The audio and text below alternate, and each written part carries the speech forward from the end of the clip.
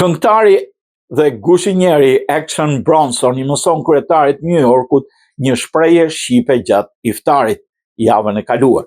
Reperi shqiptar Amerikan Action Bronson ka publikuar një episod të ri të emisionit të tij Fact That's Delicious, ku kësaj ere I ftuar ishte kryetari I New Yorkut Zoran Mandami. Episodi u xhiruar në restorant Yemenas në Brooklyn gjatë muajit të Ramazanit, ku të dy ulën për të ndarë iftarin.